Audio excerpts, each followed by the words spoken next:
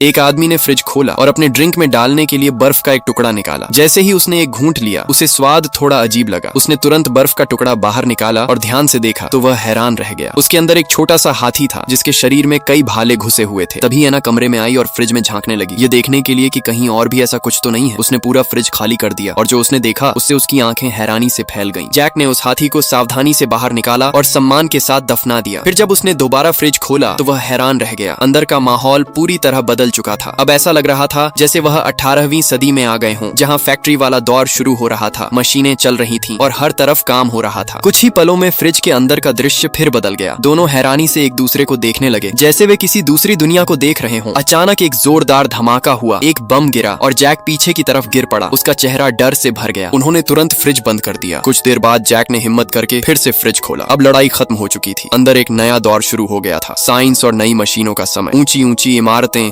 तेज रोशनी और उड़ती हुई कारें दिखाई दे रही थीं। तभी एक चमकदार रोशनी एक जगह इकट्ठा हुई और कमरे में घूमने लगी। लेकिन कुछ ही सेकंड में वह सारी रोशनी वापस फ्रिज में चली गई और गायब हो गई। ये देखकर दोनों उदास हो गए। जैक ने धीरे से फ्रिज का प्लग निकाल दिया, लेकिन जब उसने फिर अंदर देखा तो अब फ्रिज के अंदर की दुनिया एक बहुत पुराने समय में बदल चुकी थी, जहां डायनासोर राज कर रहे थे।